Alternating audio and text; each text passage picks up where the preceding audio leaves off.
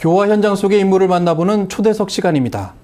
교당 옥상에 태양광을 설치해 햇빛 발전소를 만드는 원불교 100개 햇빛교당 사업은 종교가 관념적인 영성에 머무르지 않고 사회에서 절실히 필요로 하는 일을 실천하고 있다는 평가를 받고 있습니다. 정신개벽으로 환경의 파괴를 막고 천지보온을 실천하는 원불교 환경연대. 오늘은 원불교 환경연대 이태은 사무처장과 함께 이야기 나눠보겠습니다. 반갑습니다. 반갑습니다. 네. 햇빛교당 사업을 통해서 원불교의 환경연대가 있다는 것을 많은 분들이 알고는 계시는데요. 네. 환경연대가 실제로 어떤 사업을 하는 단체인지 좀 소개해 주실까요? 네네. 햇빛교당은 이제 저희가 에너지 개벽이라는 타이틀로 하는 이제 또 중요한 사업 중에 하나고요. 가장 크게 저희가 진행하고 있는 건 에너지 개벽 사업입니다. 그 중에는 절전, 에너지 절약 사업이 있고 그다음에 발전 사업으로 100개 햇빛교당 사업을 했고요. 그래서 결국에는 어디로 가고자 하냐? 탈핵. 핵으로부터 벗어나는 세상을 좀 만들자 이런 것이 이제 저희 중요한 이제 에너지 개벽 사업 중에 하나고요. 그 다음에 이제 교육 사업을 많이 하고 있는데 저희가 좀 그 교리적으로 대사회적으로 어떤 메시지를 던질 것인가를 고민하면서 왁자지껄 생태교리 마당이라는 줄임말로 하면 왁생교입니다. 네. 왁생교를 이제 매달 한 번씩 하면서 교리와 연결된 생태 공부를 하고 있고요. 그리고 이제 아이들을 대상으로 이제 환경 문제는 미래 세대의 일이잖아요. 그래서 아이들과 함께하는 이제 어린이집 자연학교라는 프로그램을 하고 있는데 마침 서울시에서 그 에너지차를 저희가 위탁을 받으면서 한 2년간 에너지차를 서울 전역 학교라든지 구청 행사 이런 데 다니면서 교육 행사를 하고 있습니다. 그리고 먹거리정이라는 타이틀로 그 도시 텃밭 운동하고 요즘 GMO 문제가 굉장히 심각하잖아요. 네네. 그래서 넌 GMO를 반대하는 그런 모임들을 지금 준비하고 진행하고 있습니다. 뭐 그 밖에도 연대 활동으로는 이제 5개종단이 함께하는 종교환경회의라든지 탈핵 공동행동이라든지 여러 이제 환경단체들하고 같이 협력해서 사업을 하고 있습니다. 과거 환경단체들이 활동했던 모습을 보면 특히 대규모의 개발 사업 때문에 환경이 파괴되는 것을 막고자 하는 노력들이 꽤 많았던 것 같은데요. 최근에는 이런 방향들이 굉장히 다분화되고 많아지는 것 같습니다. 그 가운데에서 이 100개 햇빛교당 사업이 이미 달성이 완료됐다면서요? 그럼요. 100개가 완료돼서. 네, 저희 5월 1일 전에 달성했습니다. 실제로 어떤 과정으로 진행됐는지 소개해 주신다면. 네. 일단은 저희가 2013년도에 그 7월 14일 날 얼마 지나지 않았는데요. 저희가 이제 3주년을 맞이했던 둥근 햇빛 발전 협동조합 창립식을 이제 가졌습니다. 2013년도에. 그때 이제 그 원불교가 사실은 알고 계신 분들도 계시고 잘 모르시기도 하지만은 원불교와 탈핵 운동의 역사는 굉장히 지난하거든요. 80년대부터 시작을 했고 그 결과로 지금 탈핵 운동 열심히 하고 있는데 그래서 그 대안이 뭐냐, 대안을 한번 만들어 보자 이런 고민을 쭉 계속 해왔었죠. 그러다가 원불교 환경연대가 에너지 개벽에 실질적인 대안을 만들자라고 하면서 원불교 100년 100개 햇빛교당으로 천지보온하자라는 타이틀로 사업을 시작을 했고요. 마침 그 사업을 함께 그 협동조합 준비를 같이 하시던 수산 정상덕 교무님이 100주년 기념 성업회 사무총장으로 가시면서 이 사업이 좀 탄력을 받게 된 점이 있습니다. 그래서 이제 어쨌든 100년 성업회에서는 그 사업을 하겠다라고 선언을 하시고 그 사업은 이제 원불교 환경연대와 창립이 되었던 이제 둥근 햇빛 발전 협동조합이라는 이 두 단위가 맡아서 진행을 했는데요. 사실은 100개 지금 달성하고 나니까 하는 말이지만은 매우 어려웠습니다. 1년 동안 창립하고 1년 동안 단 하나도 올리지 못했어요. 그래서 큰일 났다. 이거 정말 온갖 군데 소문은 다 내놓고 우리가 이거 결국은 해내지 못하면 어떡할까. 그리고 이제 저희는 약속을 개인과 뭐 단체한테 하는 게 아니라 진리전에 약속을 하는 거잖아요. 그래서 어떻게 할까를 고민을 무지 많이 했습니다. 그러면서 가장 어려웠던 게 뭐냐면 선례가 없다. 사례가 없었어요. 이렇게 그야말로 이제 우리가 사용하는 내지는 이제 성소로 쓰고 있는 교당에다가 올려낸 그리고 교회라든지 다른 이웃 종교들도 사례가 없었고요. 그래서 다들 의미는 좋지만은 우리 교당이 먼저 해야 되나? 이런 게 굉장히 망설임이 많이 있었어요. 그러다가 저희가 한 2년 이상을요, 그 전국을 다니면서 설명회를 다녔습니다. 그래서 교무님이 오케이 하셨고, 교도회장이 오케이 하셨는데, 저희는 또 공의를 거쳐야 되지 않습니까? 네네. 그 공의에서 잘못된 정보라든지 이런 것들 갖고 있는 이제 한두 분에 의해서 많이 좌절이 됐습니다. 그러던 것이 그 1년 후에 그 전주 덕진에 있는 덕진교당. 예, 덕진교당 교무님, 당시 교무님이셨던 김선명 교무님, 현재 저희 이제 그 상임 대표를 맡고 계시는데요. 그 주인 교무를 계실 때 이거는 꼭 해내야 되지 않냐 하시면서 그 당시 장학기금으로 갖고 계셨던 돈이 있어요. 그래서 저희 조합에다 출자를 하면 원금은 그대로 살려두고 12년 후에 원금은 가져가실 수 있고 그동안은 배당금을 드립니다. 수익이 나면. 그래서 이제 저희가 수익을 나도록 열심히 전기를 팔아서 생산자가 될 테니 해주십시오라고 이제 교도님들에게 설명도 드리고 회의를 거쳐서 이렇게 덕진교당이 1호를 올리게 됐습니다. 그래서 장학기금이 그렇게 활용이 됐고요. 그 다음에 2호가 바로 일주일 후에 함열교당에서 거기는 이제 본공에서 한가 팔아서 만든 돈으로 저희가 그래서 한가 햇빛교당이라고 하는데요. 네, 그렇게 시작이 되면서 주변에서 이제 관심 갖기 시작하시고요. 이제 그 궁금한 게 있으면 협동조합에 전화를 안 하시고요. 덕진교당이나 함열교당으로 전화를 하시고 보러 이제 스스로 견학들을 많이 가시면서 이 운동이 이제 탄력을 받게 되고 시작을 하게 됐습니다. 방금 말씀하시는 가운데 굉장히 새로운 단어들이 있습니다. 네. 발전소, 그리고 협동조합. 네. 그렇다면 협동조합은 조합 가입을 하고 네. 사업에 참여하면 이익 배당도 받게 그렇죠. 되는. 네. 네. 저희가 원불교가 그 대종사님이 그 방언조합을 만드셨잖아요. 네. 그래서 저희는 이제 협동조합하고 뗄래야 뗄 수 없다라는 이제 생각을 가지고 일대 조합장님이 대종사님이 아니신가 이런 마음을 가지고 그 뜻이 뭘까를 생각을 해봤습니다. 그래서 이 에너지 운동은 단 뭐 저희 종단만 잘해서 내지는 의식에 있는 몇 사람이 잘해서 되는 게 아니거든요. 그리고 가장 중요한 건 인식의 전환이지 기술적으로 지금 에너지가 몇 킬로와트를 줄이기 위해서 얼마를 이런 수학이 필요하지 않더라고요. 중요한 거는 내가 이거를 왜 해야 되는지에 대한 인식이 필요해서 저희가 그 이 에너지라는 좋은 테마를 가장 큰 그릇에 담자. 그게 뭐냐? 협동조합이라고 생각을 했습니다. 협동조합은요, 저희 조합은 지금 5만 원만 내시면 조합원 가입이 되세요. 그리고 그 내신 조합비는요, 이제 필요하실 때, 원하실 때 이제 가져가실 수 있는데 단 저희가 총회를 거친 다음에 그게 가능합니다. 그렇죠. 협동조합은 그런 규정이 있습니다. 그래서 지금 현재 한 450여 명의 이제 조합원들이 있으시고 그 외에도 이제 저희가 그 250kW를 지을 때 한 7억 정도가 필요했어요. 그때 해피펀드라는 기금을 조성을 해서 참여하신 분들이 있고, 이자라든지 원금 상환을 저희가 착실하게 잘해가고 있고요. 전국의 조합으로서는, 이 에너지 조합으로서는 유일하게 2년 연속 배당을 했습니다. 예, 그래서 저희가 이제 소위 잘 나가는 에너지 협동조합이라고 소문이 나 있습니다. 이 성과가 국내 성과만에 머무르지 않는다는 말씀도 들었습니다. 네. 파리에서 열렸던 기후변화 세계총회에서도 네. 보고가 됐고 네. 이쪽 사람들이 굉장히 많이 관심을 갖고 네. 있다는 말씀 들었는데 네. 어떤가요? 그쪽은 훨씬 더 앞서 있는 어떤 햇빛 발전, 기타 대체 에너지 발전을 네. 하고 있지 않을까 생각되는데요. 예, 재작년엔가 그 서울에서 아시아 그 기후변화 대응 아시아 시민사회 컨퍼런스라는 행사를 했는데 저희도 이제 참여단체로, 그러니까 주관단체로 같이 들어간데 한 10여 개 단체가 같이 주관을 했는데요. 그때 이제 외국에서 오신 분 중에 나이절 크로우 박사라고 이분이 UNFCCC라고 유엔에 있는 기후변화 관련 조직에서 일하시는 분이고 본인이 불자세요. 남아공 그 사회학 박사신데 이분이 이제 그 행사를 하면서 한국의 사례를 좀 들어보자 해서 제주도의 풍력과 원불교의 그 햇빛발전소 사례를 얘기를 하라 그래서 저희가 그때 한 30여 개, 40여 개 하고 있을 때였거든요. 월정사에서 했던 워크숍인데 제가 이제 가서 한 15분 발표를 하고요. 질문을 한 40분 받았습니다. 그리고 엄청난 찬사를 받았어요.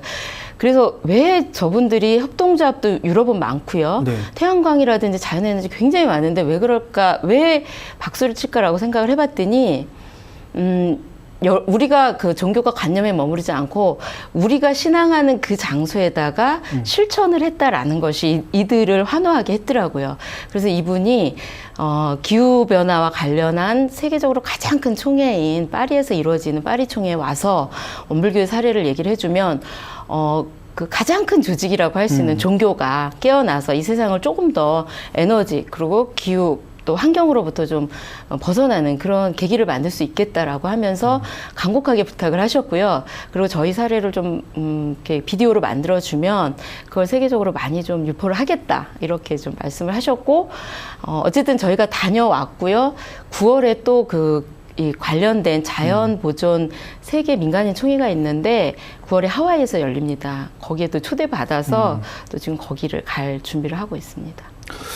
초대된다라는 사실은 굉장히 이건 다른 평가이지 않을까 생각이 듭니다. 인정을 받는 거죠. 실행하는 것을 배워보겠다는 예. 생각을 예. 갖게 하니까요. 네. 그러니까 세계인들이 우리 원불교의 에너지 네. 발전과 에너지 절약에 대한 혹은 환경을 지키고자 하는 그 노력에 대한 것들을 이렇게 인정하고 있다는 생각이 들고요. 말씀하신 이 햇빛발전소 사업은 일종의 발전 사업이기도 하면서도 절전과 관련된 네. 게 병행되고 있는 것으로 네. 알고 있습니다. 네. 발전을 하게 되면 한전에 되팔기도 한다면서요? 예. 그래서 예. 교당의 전기료가 거의 네. 줄고 있는 모습도 보고 있는데 네. 이게 대립되는 것들을 같이 할 수 있을까라는 생각도 좀 네. 드는데요. 예. 어떻게 가능한가요? 정확하게 같은 말입니다. 절전 이퀄 발전이거든요. 저희가 이제 그 햇빛교당, 백혜햇빛교당은 이제 널리 알려져서 정말 많은 이제 외부인, 특히 이웃 종교로부터 박수를 많이 받고 있는데 또 하나 감춰두고 있는 거는 뭐냐면은 원불교 절전소입니다. 절전 이퀄 발전. 왜 그런 그 공식이 성립을 하냐면은 줄였잖아요. 제가 100kW를 줄였으면 100kW를 발전을 안 해도 됩니다. 그걸 위해서 또다시 짓지를 않아도 되거든요. 그래서 줄이는 것만큼 큰 발전이 없다라는 얘기가 성립이 돼요. 그래서 절전소만큼 좋은 발전소가 없다라는 게 이제 저희 생각입니다. 그리고 그 큰 돈이 들이지 않고요. 저희가 생각을 하고 의식을 하고 실천을 하면 바로 절전량이 나오는 겁니다. 그래서 이게 이제 저희가 만들어낸 용어는 아니고요. 사실은 후쿠시마 사고 이후에 충격에 빠진 세계인들, 특히 이제 한국에서 아이를 키운 젊은 엄마들이요. 성대골이라는 마을이 있었어요. 그 마을에서 이 후쿠시마 사고가 나는 것을 실시간으로 보면서 이 엄마들이 도서관 운동을 하던 엄마들이 우리 뭘 해야 되지 않냐 하면서 그때부터 공부를 시작하시면서 만들어낸 게 성대골 절전소라는 걸 만들어 봤어요. 만들어 놓으셨는데 제가 너무 궁금했어요. 절전소가 건물인가? 그래서 한번 거길 가봤어요. 상도 사동에 있는 아주 좀 옛날 동네 모습이 있는 동네인데 갔더니 거기에는 도서관 한 벽에 굉장히 다양한 그래프들이 모여져 있어요. 그 동네에 사는 사람들의 그래프죠. 전년에 7월, 올해의 7월을 비교를 해서 빨간 그래프, 초록 그래프 이렇게 있어요. 그래서 그거를 모아놓은 곳이 절전소였어요. 그 벽면이. 근데 나중에 얘기 들어보니까 그 절전소는 굉장히 큰 상을 많이 받았습니다. 네, 네. 그래서 기자들이 와가지고 이게 뭐죠? 라고 했는데 저는 엄청난 스토리 감동받았어요. 그걸 만들어낸 과정을. 그래서 그걸 우리가 원불교에서 하면 엄청난 확산이 되겠다 해서 서울시하고 이제 MOU 맺어서 에너지 절약 사업을 하면서 이것은 이제 원불교 절전소라는 개념을 만들어냈습니다. 그래서 각 교당이 지금 일단 서울 지역을 중심으로 하고 있는데요. 매년 이제 줄어지는 이 데이터를 저희가 보고를 하는데 첫 해는요 한 15% 정도 이상이 줄었어요. 그래요? 그리고 작년에 제가 이제 서울시에 보고를 하면서 한 7% 정도 줄었더라고요. 지금 제가 내일 이제 서울시 보고를 하는데 상반기만 해서 한 3% 정도 줄은 걸로. 예. 왜냐하면 이제 너무 줄였기 때문에 더 이상 줄일 수 있는 건 없는데요. 저희가 이제 생각하고 실천하면은 바로 결과가 나오는 게 이 에너지 절약 사업인 것 같습니다. 송천교당과 가락교당에 있는 발전소를 가본 적이 있습니다. 아, 그러세요? 송천교당의 교무님께서 말씀하시는 게 우리는 항상 불을 끈다. 네. 누가 오든 이 불 켜져 네. 있는 것들은 네. 대신에 활용할 때는 환하게 켜지만 네. 필요 없는 불은 다 끈다. 네. 그래서 그걸 항상 교도들과 함께 실천하신 네. 모습도 보였고요. 그리고 이 에너지 절약 혹은 햇빛 발전소 때문에 구청에서 상을 받으시는 것도 직접 서울시에서 상 2번 받으셨습니다. 네. 그것도 계속해서 이 상 받으니 좋으니 정말 많이 받아보자라고 말씀하시면서 네. 노력하시는 것도 봤고요. 예, 송천은 네. 정말 놀랍습니다. 가면요, 교당이 온갖 군데가 다 모듈로 둘러싸여져 있어요. 네, 네, 네. 어찌 보면 디자인적으로 이쁘지 않지만요, 그냥 이건 상징적으로 우리 원불교가 이렇게 다 하고 있다. 그래서 저희가 앞으로는 이제 몽땅 햇빛 교당이 목표입니다. 네, 네, 네. 500-600개 원불교 교당 및 기관에 단 한 장의 미니 태양광이라도 올리자. 예, 이게 저희가 이제 앞으로 가야 될 방향입니다. 그래서 이제 질문 드리고 싶은 거는 에너지 절약을 실천하고자 하고 네. 줄여야겠다 생각하는 것은 동참하고자 하는 의지는 다 네. 있는데 네. 우리 교도님들도 어떻게 하는 게 하는 거야? 정말 어떻게 해야 돼? 네. 라는 의문도 좀 있거든요. 네, 네, 무엇부터 실천하면 좋을까요? 네네. 알면 참 실천하게 되는데 몰라서 많이 실천을 못 하시는 것 같아요. 일단 저는 우리 사회가 전기 중독 사회라는 얘기를 하거든요. 한번 돌이켜 보세요. 우리가 단 하루라도 단 1분이라도 전기 없이 이루어지는 생활이 있는가를 한번 보시면은요. 근데 과소비라는 게 문제죠. 저는 이제 실천으로 더 이상 가전제품을 사지 말자. 사지 말자. 예. 그래서 뭐 애초에 이제 전자레인지는 너무 전자파 때문에 안 샀지만은 주전자, 전기 주전자라든지 뭐 더 이상 전기로 사용되는 제품은 사지 말자.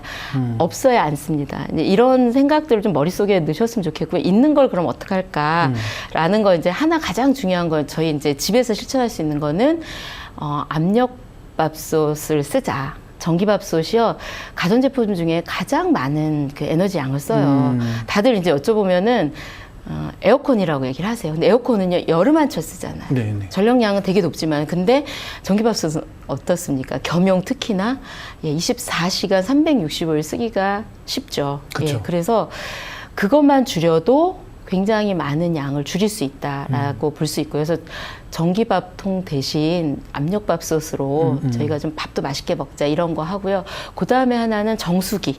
정수기 집에서 많이 또 요즘 이용을 하시는데 정수기는만 사용하시고 냉온수기는 꺼놓으시라는 겁니다. 찬물은 정수한 찬물은요 냉장고에 넣어놓으시고요. 끓여야 되는 물은 가스레인지 바로 옆에 있습니다. 예, 그렇게 사용을 하시면은 그런 정수기만 줄여도 지금 고리원전 그 절반 정도는 네. 소비량을 잡을 수 있다라고 합니다. 예, 그 두 가지 꼭 이제 말씀을 드리는 거 하고요. 그 다음에 절전탭 사용하셔서 그 셋톱박스가 TV를 끄는 것보다 10배 효과가 있다 그러거든요. 예, 셋톱박스 조금 꺼지고 켜지는 시간을 못 기다려서 사람들이 많이 이제 실천을 안 하시는데 그때 이런 상서문 한번 외우시면 네. 예, 그 시간이 훨씬 더 복되게 돌아올 것 같습니다. 가장 대표적으로 말씀해 주신 세 가지인데 잘 몰랐던 거긴 합니다. 네. 편리함과는 반대에 있긴 하군요. 뭔가 좀 네, 편리하려고 하면 네. 전기는 더 들어가는구나 네, 그런 그렇죠. 생각도 좀 듭니다. 네, 근데 셋톱박스 같은 경우는 네. 오히려 편리함과는 사실 상관 크게 없거든요. 네. 신경 써서 끄기만 해도 네, 되는 그렇죠. 거군요. 예, 요즘 그래서 절전탭들이 굉장히 많이 나와 있고요. 아까 말씀드린 그 송천교당과 더불어서 한 5개 서울 지역 교당에는 저희가 에너지 슈퍼마켓을 운영을 해요. 거기에는 절전용품들 LED라든지 그 절전탭이라든지 또는 절수기, 예. 그리고 후라이판, 열 전도율이 좋은 후라이판이라든지 그런 다양한 제품들을 또 하고 있으니까는 문의하시면은 연결해서 그런 것들이 사실은 우리 집에 그 절전에 이제 도움이 되는 제품들이거든요. 네. 사무처장님께 좀 개인적인 질문을 좀 드리고 싶은데요. 네. 2001년부터 10년 동안 전남 영광에서 지역 아동센터장으로 네. 하셨습니다. 영광의 데모라고 불리시더라고요. 원불교재단과 함께 문화, 소득, 교육, 복지가 어우러진 농촌 공동체 만들기 사업을 그동안 네. 진행해 오셨다고 말씀하시는데 이 과정에 네. 어떤 것들이 있었는지 좀 말씀해 주실 수 있을까요? 네. 예, 제가 이제 영광에 오래 살았어요. 한 22년 정도 살았는데, 그러면서 원불교는 굉장히 늦게 만났습니다. 원불교 성지를 무수히 지나쳤지만 잘 몰랐는데, 우연하게 이제 교무님을 알게 되면서, 선악대학교에 계신 교무님을 알게 되면서 원불교를 알게 됐는데, 그때 아무튼 원불교 법문 중에 가장 저한테 이제 인상적이었던 게 처처불상 사사불공이어서 이렇게 쉬운 종교가 있나 이런 생각을 했었고요.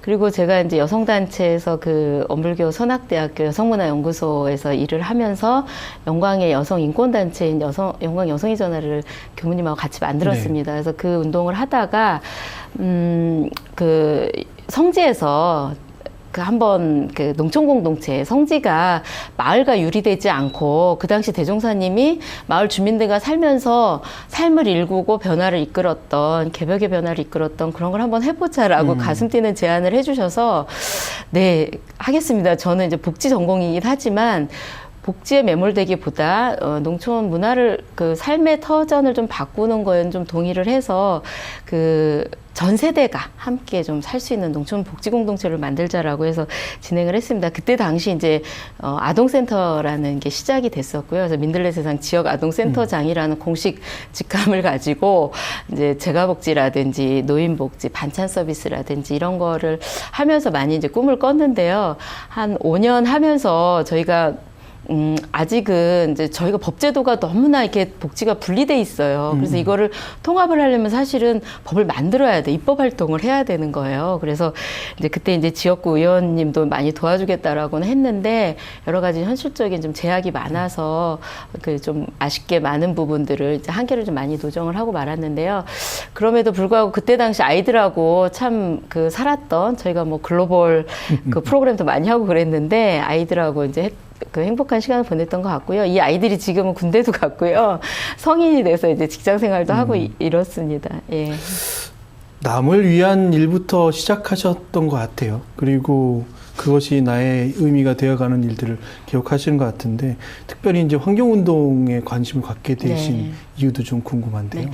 뭐 연결돼 있는데요. 이때 이제 지역아동센터 일을 할 때 그때 한참 이제 4대강의 그 아픔이 시작이 됐었습니다. 그래서 그때 이제 관심을 갖고 있었는데 우리 교단에서는 어떤 움직임이 없나 이런 생각을 했었죠. 근데 마침 2010년도 5월에 그 환경연대 그 총회를 하는데 여주 이포보 근처에서 하고 여주교당에서 총회를 한다 그래요. 그래서 교무님이 함께 가지 않겠냐. 그래서 그때 이제 출제가 교도가 영광에서 5명이 올라갔습니다. 근데 출제가 교도는 그러니까 제가 교도로서는 저희가 유일했는데요.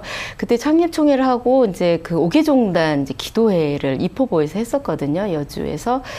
그때 제가 참 그 4대강 얘기를 들으면서 그리고 5대 종단 종교인들이 모여서 기도를 하면서 종교적인 그 경외심, 자연에 대한 경외심 이런 생각들을 좀 가졌던 것 같아요. 저한테 굉장히 강렬했던 기억이고요. 그 이후에 교무님들이 그 지금 이제 흑석동에 있는 서울회관 앞에 주차장에다가 한강교당이라고 한강교당이 없잖아요. 네네. 근데 한강이 있으니까는 천막교당을 세워놓고서는 매일 기도를 거기서 주무시면서 하시는 거를 제가 우연히 출장 갔다 보면서 그때 이제 환경연대 가입 신청서를 내고 제가 개인적인 이유로 이제 서울로 이사 오게 되면서 2012년 3월부터 환경연대 이제 상근 활동을 하면서 이렇게 이제 깊숙이 관계를 맺게 된 것 같습니다.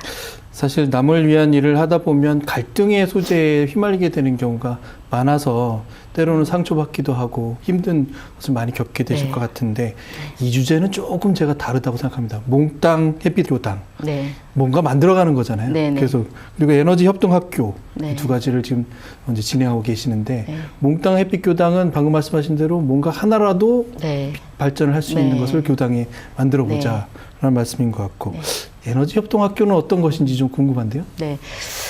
예, 에너지 협동학교는 이제 저희가 지금 100개를 만들었지 않습니까? 물론 이제 상업용과 이렇게 자가발전용 두 가지의 부류가 있어요. 저희가 상업용은 크게 만들어서 조합원들이 출자하신 돈 가지고 만들어서 생산을 해서 한국전력에 팔아서 그 이익금을 조합원들과 나누고 사회적 환원을 하는 개념이고요. 소비용은 우리 집에 올린 거 우리가 쓰는 개념이에요. 그래서 상업용으로 처음에 추진을 하다 보니까 100개를 채우기가 너무 어려운 거예요. 왜냐하면 규모도 너무 크고 사실 선뜻 와닿지 않거든요. 그래서 소비용을 많이 만들면서 100개를 만들었죠. 100개를 만들면서 저희가 이제 준공식을 하면은 항상 하는 게 있습니다.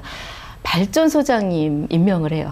그래서 저희에게는 100명의 발전소장님이 있습니다. 물론 그 중에 아직은 덜 이제 임명된 분도 있지만은 그래서 앞으로 이 100개 발전소장님이 전국에 계시다는 거는 저희한테 엄청난 조합의 힘이거든요. 그래서 이 발전소장님들이 거점이 돼서 앞으로 이 에너지 운동 특히나 이 발전과 관련된 것들을 상담도 해주시고, 예, 아무튼 그 길잡이가 좀 돼주시는 일들을 해주셨으면 좋겠다 해서 이분들과 함께하는 교육 프로그램입니다. 그리고 거기다 이제 조합원들, 관심 있는 누구나 이렇게 해서 시작을 했고요. 올해 이제 다행히 이제 서울시 프로젝트에 이제 당선이 돼서 올해 하반기부터 시작을 했고 지금 그 1학기는 지금 진행 중입니다. 지금 2차 했고 다음 주 화요일 날 3차 진행을 하는데 첫 번째는 에너지 감수성 높이기라고 해서 저희 한겨레 중고등학교 아시죠? 네. 안성에 있는 네. 탈북 아이들, 세터민 아이들 교육하는 그 기관인데 250kW를 올렸어요. 거길 가보시면요.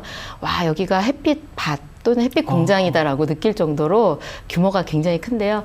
거기 가서 이제 햇빛 발전의 전반에 대한 이야기를 들었고, 두 번째는 그 은평에 있는 혁신센터라고 있습니다. 거기서 적정 기술, 그러니까 더 이상 과소비하지 말고 나에게 꼭 필요한 마땅한 기술, 알맞은 기술을 배우자라고 하는 이제 적정 기술을 배우는 프로그램을 했고, 어제는 마포에서 그 에너지가 마을이 에너지다라는 테마로 이렇게 활동하고 있는 마포가 있습니다. 거기 가서 또 프로그램 진행했고, 이제 다음에는 아까 제가 그 절전소, 성대골 절전소의 모토가 됐던 성대골을 갑니다. 네. 이런 프로그램을 하고요. 하반기에는 2학기 프로그램을 또 더 진행을 하고, 마지막 피날레는 그 발명하는 그 철학자 가 있으세요. 그 선생님이 후지무라 박사신데요. 일본 분이세요. 그 비전력 공방이라고요. 정말 전기 없이 살 수 있는 네네. 그 터전을 만들어 놓고 계세요. 거기를 이제 이분들과 함께 견학을 가서 실제로 한번 보고 느끼는 그런 시간을 가지는 프로그램입니다. 제가 끝으로 질문을 드리고 싶은 것은, 누구나 이 환경을 보호해야 된다는 생각은 갖고 있습니다만, 네. 정말 어느 부분에 관심을 더 집중해야 하고 어느 부분부터 시작해야 되는지는 아직 잘 모르는 분들이 많을 것 같습니다. 어떻게 생각하고 우리가 마음가짐을 가져야 할까요? 저는 이제 그런 질문들을 많이 하는데, 내가 하려면 어떻게 해요? 라고 얘기를 하는데, 감수성이 제일 중요하다는 생각이 들어요. 자연에 대한 감수성. 근데 저희는 또 종교인이잖아요. 예. 그리고 대종사님이 밝혀주신 법에 사은이라는 게 있고, 그 중에 가장 또 첫 번째 나오는 게 네. 천지은. 그리고 천지은을 모르는 이 바보가 없을 것이다라고 말씀을 하셨습니다. 이 말씀 하나로 우리가 이 실천을 해야 되는 이유가 너무나 분명하다라는 생각이 들고요. 어찌 보면 굉장히 아픈 얘기인데요. 피해는 그 모두에게 일어날 때 해결 가능성이 가장 빨라진다라고 얘기를 합니다. 예를 들면 후쿠시마라는 것이 만약에 한국에서 일어나서 내 문제다라고 하면 우리가 과연 지금처럼 과소비를 할까요? 예, 그래서 내가 피해 당사자다라는 생각을 좀 하시고, 내가 쓰는 이 전기가 과연 어디서 왔을까라는 생각을 한 번만 하시면은 막 사용하지 않을 것 같습니다. 후쿠시마의 지금 일본인들의 증언 중에 하나가, 후쿠시마 사고 나기 전에 이 전기가 어디서 오는지 몰랐다. 근데 사고가 나서 봤더니 이 전기가 이렇게 아픈 전기였는지 몰랐다라는 얘기를 하십니다. 그래서 저는 이 자연에 대한 감수성, 그리고 천지은에 대한 교법 실천, 이 두 가지만으로도 저희가 충분히 이 일을 해야 되는, 그리고 이 실천을 해야 되는 필요 충분 조건이지 않은가, 이런 생각을 해봅니다. 제가 원불교 100주년 기념대회에서 발견했던 모습은, 그 난간마다 네. 조그만한 햇빛 보셨어요? 발전소를 네. 걸어놓고 100개. 핸드폰 충전할 수 있도록 배치해 네. 주신 네. 것이었습니다. 네. 그 느낌은 무엇이었냐면, 첨단 기술, 우리가 진짜 물질을 선용하면 편하게도 쓰고 있고 많은 것들을 이렇게 쓸 수 있겠구나라는 것이 첫 번째 느껴진 점이었다면, 오늘 말씀을 들으면서는 좀 불편할 필요도 있겠다라는 네. 생각이 먼저 듭니다. 불편한 행복, 네. 불편한 동행, 이런 말 많이 씁니다. 그래서 우리가 자연을 정말 천지에 보존할 수 있는 것이라고 한다면 좀 불편하면 어때? 라는 마음가짐도 필요한 것이 아닌가라는 교훈을 얻게 됐습니다. 네. 오늘 말씀 감사합니다. 네, 감사합니다.